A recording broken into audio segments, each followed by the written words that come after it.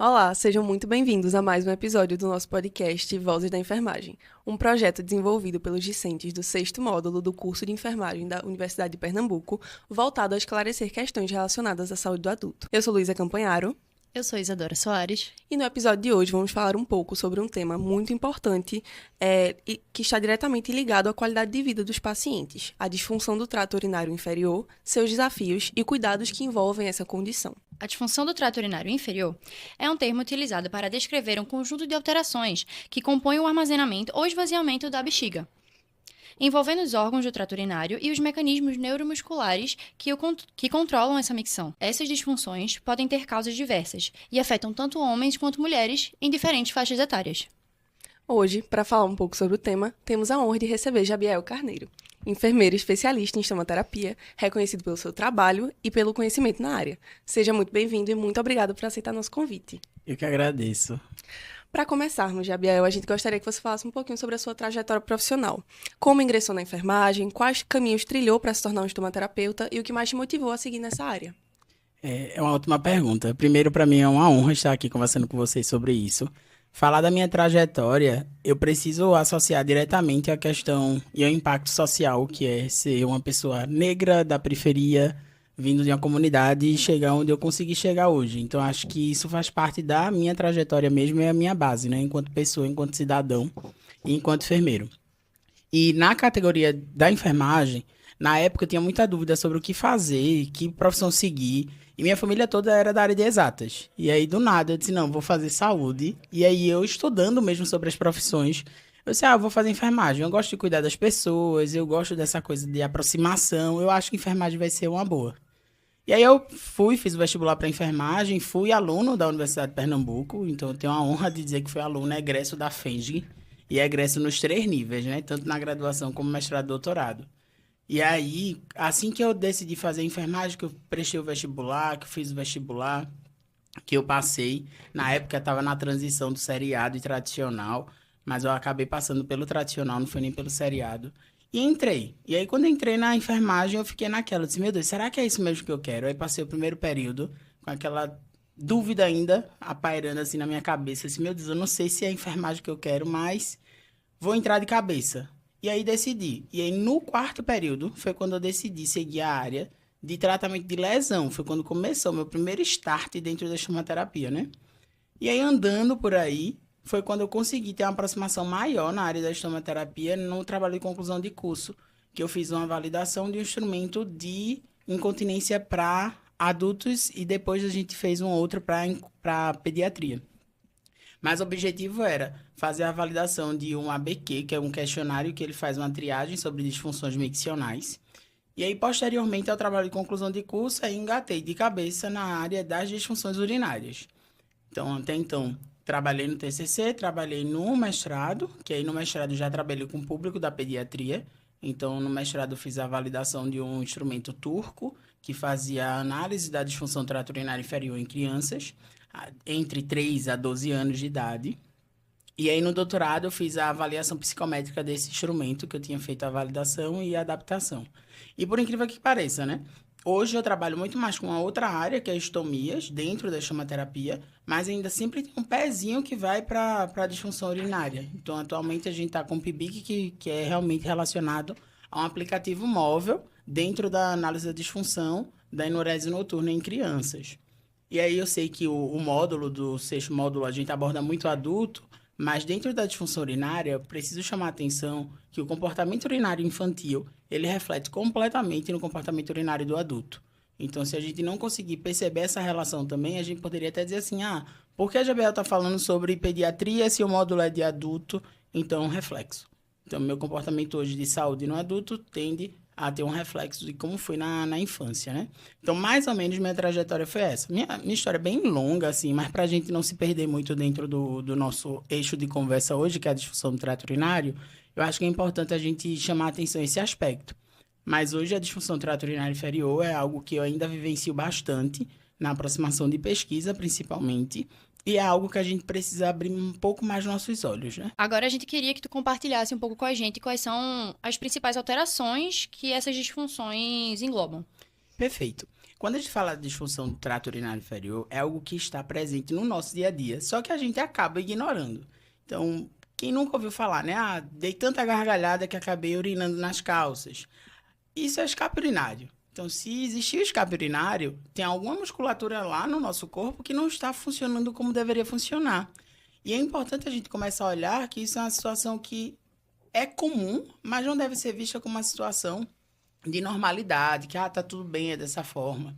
E uma coisa que é bem importante a gente chamar a atenção dessa questão da disfunção é que existe um processo natural dessa perda urinária.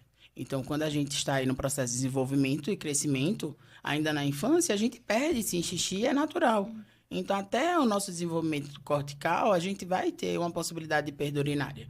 Mas, posteriormente a isso, se a gente continua perdendo, a gente tem uma situação patológica. E é onde a gente precisa entender realmente onde é que está essa patologia, né? E essa situação patológica, ela pode estar associada a diferentes funções, que podem ser funções neurológicas ou não neurológicas, que a gente inclusive fala de causa da disfunção, né? Que a gente pode ter a disfunção do trato urinário neurogênico ou não neurogênico, que existem inclusive algumas patologias mais específicas, como bexiga neurogênica. Aí a gente vai entrar na questão da enurese noturna, que é aquele escape urinário durante a noite, nas incontinências e nas diferentes situações da incontinência. Então, nós podemos ter a incontinência por esforço, a incontinência mista. Então, qualquer alteração que acontece, seja no enchimento ou no esvaziamento, ou na retenção dessa urina, a gente pode classificar como uma disfunção do trato urinário inferior. Entendi. Muito importante realmente compreender essas disfunções, né? Já que muitas vezes passa despercebido. E aí, pensando nesse sentido, eu queria saber quais os principais desafios que tu encontra, enquanto profissional, no trabalho com essa incontinência. Primeira coisa é a aproximação durante nosso processo de formação. A gente, na nossa formação, a gente não tem tanta aproximação do ponto de vista de reabilitação urinária. Então, a gente trabalha sobre a análise da perda urinária, dessas fragilidades relacionadas à disfunção, mas a gente não é treinado nem bem direcionado durante a nossa graduação. Então, eu não falo nem de especialidade, porque quando a gente fala de especialidade, a gente está falando agora de uma formação, ela vai ser bem mais direcionada, vai ter um sentido mais voltado para aquilo que a gente se propõe. Mas na nossa formação geral, enquanto enfermeiro generalista, a gente precisava se aproximar cada vez mais dessa questão da disfunção e a gente se apropriar enquanto campo de atuação da enfermagem. Muitas vezes a gente passa a responsabilidade do cuidado das intervenções na reabilitação urinária para outros profissionais. E a gente precisa se aproximar mais. Então, hoje, uma das grandes fragilidades que eu vejo, eu não falo nem da FENG, que a FENG tem essa aproximação, e eu fico muito feliz de ter vindo dessa casa. Mas eu falo da formação de forma geral. Quando a gente pensa em diretrizes curriculares básicas para o curso da enfermagem, a gente ainda vê uma fragilidade no processo de reabilitação de forma geral. Então, disfunção urinária é uma, mas hoje a gente já tem uma questão que é até casadinha, que a gente comenta muito, que é com a disfunção urinária e disfunção fecal, mas que aí seria um outro âmbito, mas a gente visualiza que normalmente uma pessoa que tem uma disfunção tem predisposição a apresentar uma outra disfunção também, que seria, no caso, quem tem a urinária tem uma chance de apresentar a fecal. Mas essa questão dessa dinâmica é que me incomoda muito e é o que eu vejo como fragilidade com relação à aproximação do enfermeiro dentro das disfunções. É visto hoje como uma área que não é de aproximação da enfermagem, pelo contrário. A gente trabalha diretamente com isso. Quando a gente vai falar de um paciente que a gente precisa fazer o cateterismo, seja o cateterismo vesical na técnica estéreo ou na técnica limpa, como o cateterismo intermitente limpo, a gente precisa desse conhecimento básico. Quem faz a passagem da sonda ou do catéter, como queiram chamar, é o profissional enfermeiro. E como assim a gente não trabalha diretamente com a reabilitação?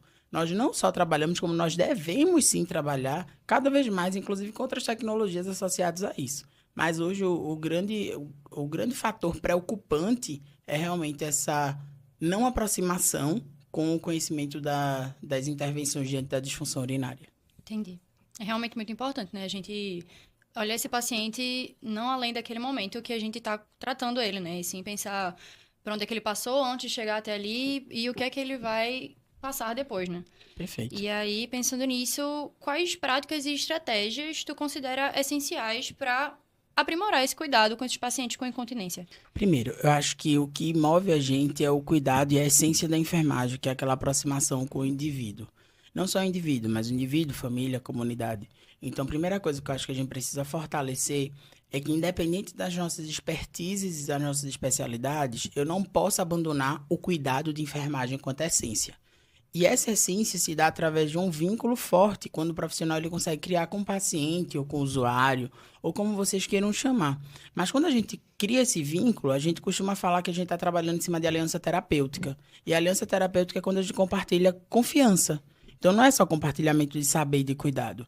Então, acho que tudo parte do pressuposto da aliança terapêutica. Após firmar essa relação através da aliança terapêutica, é que a gente entraria, assim, agora nas intervenções mais práticas. Então, por exemplo, em ferramentas voltadas para a educação e saúde, quando a gente trabalha aí com a questão do letramento de saúde, quando a gente trabalha com orientação e empoderamento dos pacientes, das mulheres. Eu sei que hoje em dia as pessoas banalizaram muito o termo empoderamento, mas a gente precisa trazer ainda essa perspectiva de que eu preciso mostrar que aquela pessoa tem poder, tem força sobre si, sobre o seu corpo, sobre suas decisões e colocar ela para participar desse processo. Onde a gente trabalha, por exemplo, com a manutenção do cateterismo intermitente, que é uma técnica muito comum para pacientes com disfunção urinária.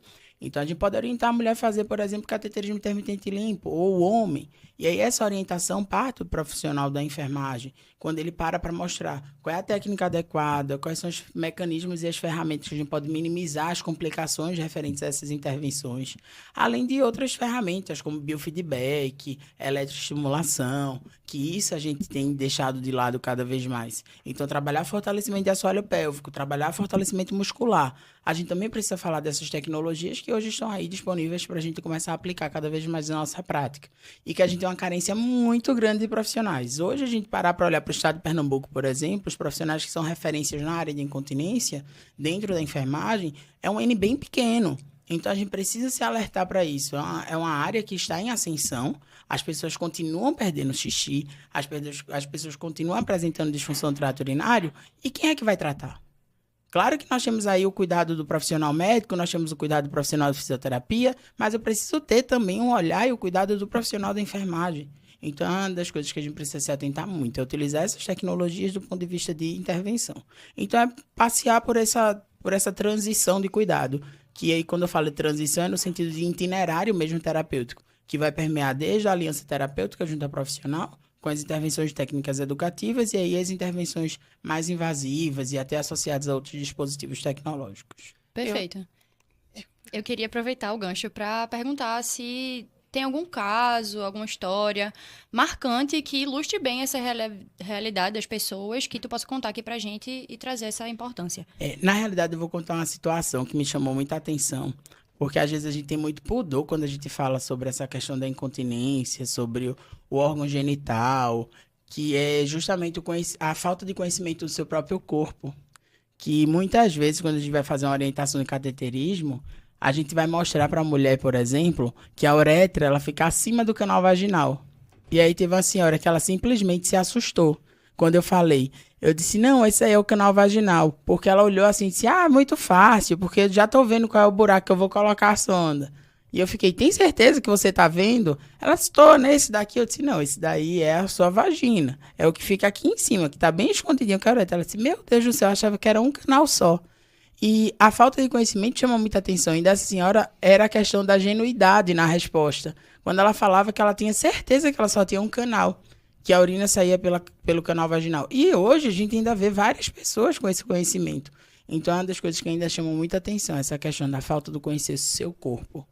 E a gente também percebe que tem um estigma muito grande, né, quando a gente fala de incontinência de uma forma geral. Então é muito importante que, de fato, a gente tenha essa qualificação profissional para saber realmente manejar essas situações. A gente sempre pensar também, né, como o cuidado vai muito além dessa parte técnica, né? Exatamente. Vai muito dessa educação também. Exatamente o que tu falou, de criar um vínculo com o paciente. Acho que nesse contexto é extremamente importante, de fato. E hoje tem a danação de gente que faz esportes de alta potência, como por exemplo crossfit. Então a gente já tem estudos de incontinência urinária em pessoas que fazem crossfit, em atletas que... Então é uma situação muito comum que as pessoas tentam normalizar. Então deu uma tossidinha, melei de xixi, eu melei de cocô, é uma coisa que a gente fica muito preocupado, né? Quando a gente é criança, e eu acho que muita gente também deve ter ouvido, né? Quando a gente fala, por exemplo, de um paciente só saindo rapidamente desse gancho da disfunção do trato urinário inferior, puxando para a disfunção fecal, por exemplo, o pessoal diz, fulano freou a cueca, freou a roupa íntima, fala como se fosse aquela coisa que melou um pouco de fezes, que é algo que é normal. Não. Se tá tendo escape de fezes, também é uma questão de incontinência, só que fecal. Só que a incontinência urinária acaba sendo algo tão comum que as mulheres já se orientam e tentam orientar outras. Ah, mulher, usa um absorvente, porque se cair uma gotinha não tem problema. Só que se eu não for tratar o problema, a gente vai visualizar que isso só vai se agravar, né? Vai ficar cada vez mais sério. Então é importante, inclusive, chamar atenção para essa sensibilidade para um diagnóstico precoce, que aí parte dessa confiança, tudo que eu consigo entender que realmente meu corpo não está funcionando como deveria funcionar, ou como se espera que funcione fisiologicamente, né? Reconhecer de fato os sintomas, né? Perfeito. Que muitas vezes as pessoas não reconhecem. Perfeito. Bom, agora para a gente finalizar, que dicas você deixaria para profissionais e estudantes que desejam se especializar nessa área? Agora foi rápido, viu? Eu acho que estou encurtando esse tempo. Não tá valendo, não. Mas, enfim. Primeiro, estou muito feliz, porque eu acho que fluiu uma conversa de forma bem tranquila. Mas eu acho que a principal dica é a gente não abandonar a nossa essência. E aí, quando eu falo de não abandonar a nossa essência, é não abandonar a nossa essência enquanto pessoa, enquanto profissional. Então, enquanto enfermeiro, minha essência é o cuidar. E meu cuidar precisa entender um pouco da dor do outro. Eu não vou tomar a dor do outro para mim, mas eu vou compreender que aquela dor pertence ao outro, mas que eu preciso trabalhar com aquela outra pessoa, essa questão de entendimento e reconhecimento. Mas eu acho que a maior dica, além de não abandonar essa essência, é se aprofundar no conhecimento. Eu acho que é algo que realmente as pessoas não conseguem tirar da gente. É quando a gente tem uma base sólida enquanto formação. E dentro da nossa especialidade, a gente pode trabalhar aí com um gancho bem grande, né? E já fazendo aí um merchan para a especialização da chamaterapia, que eu acho que é uma especialização que traz muitas possibilidades para o enfermeiro. Então, para quem tem interesse em trabalhar um pouco mais sobre as disfunções urinárias, disfunções fecais, sobre as estomias e feridas, eu acho que a estomaterapia realmente ela abre esse leque para a gente de possibilidade. Mas é isso. Nunca abandone a sua essência e se aprimorem cada vez mais no conhecimento científico. Acho que nossa prática tem que ser sim baseada em evidência, mas eu não posso apagar quem já é enquanto pessoa e só trabalhar com evidências científicas robustas. Eu preciso associar essas duas coisas. Muito obrigada. A gente encerra agora o nosso episódio. E esse tema sempre nos faz muito pensar, né? Como é que é importante a atuação do enfermeiro no cuidado integral, na escutativa, nessa educação mesmo em saúde do paciente. E agradecer especialmente a presença do nosso convidado.